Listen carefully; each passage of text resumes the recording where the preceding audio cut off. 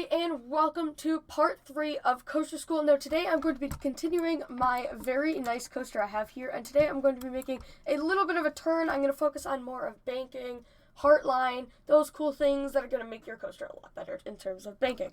So let's begin. I'm going to go right into the coaster editor and continue at the end of the segment. Now, as you saw in the last video, I did the drop and I snapped the bottom to the grid, and I got a couple different things about what exactly does snap node to grid do.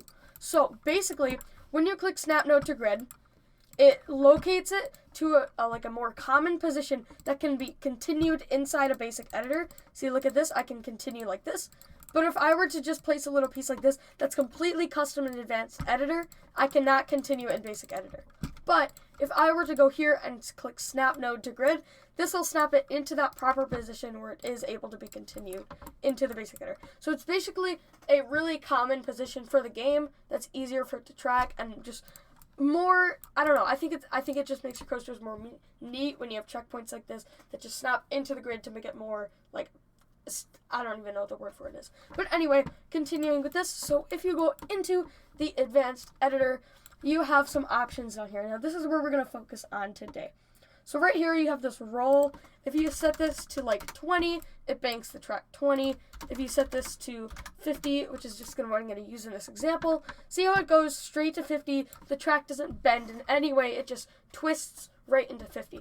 Now, right over here, this pivot offset, or heartline, the way it's called in the game is pivot offset, but it's really heartline.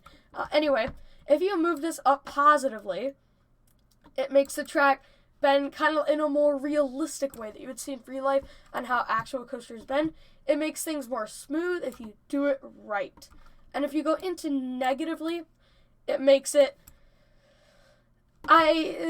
very strange. So when you're going to actually do this, you can't just go straight from 0 to 8, have a tiny little piece that banks like this, because this will happen, and this is the reason why coasters are hard to get smooth on theme park. You have to make it nice, you have to make it look really smooth. So, this is very strange. You don't want this. This is weird. So, what you're going to do is, I would say, start with around 2 when you pull into this bank. So I'm going to make a little turn that goes around this way, just like that. So what I'm going to do is I'm just going to start a little bit of heartline. I'm going to bank the track a little bit. Not too much so it looks horrible. Not enough, that's weird, not enough so that you just get slammed to the side of the train while it's turning. So you just want that right amount, that you can just kind of feel and sense that that's the right amount of banking, so that you're not flying on either side of the track and flying off.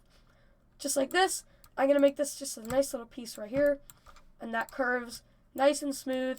If you want to, you can increase the heartline a little bit more. Personally, once you do that first transition, there's not really a need to do it anymore, because you already did most of the making changes you're going to need. So, what I'm going to do, I'm just going to make this go into a nice little helix, just like this. I'm going to be continuing making sure my pieces are nice and smooth. I'm not going to do a piece that's straight, and then a piece that's like, that's just, no. I want to make sure you have a nice smooth circle that you're building, and take your time when you're doing this. You know, make sure you get a feel for all of this. Make sure you look on all angles before you place your piece, kind of thing, so that you know that if your piece is like this and you don't really notice it, if you look down here, you're going to notice that, whoa, that's really not right how it should be. So you just want to make sure everything's right when you place these pieces. And then once you're exiting your helix, you want to make sure that you're slowly going out of banking, not just going from all of this bank to just like that, normal again. You want to make sure it kind of just absorbs into the correct banking once you're done with that. Just like this, I'm going to do a little bit of a helix like this, just into a little bit of airtime hill, just like that. I'm going to make this go down, perfect, like that. And when I'm crossing this airtime hill, I don't want to keep it banked like this.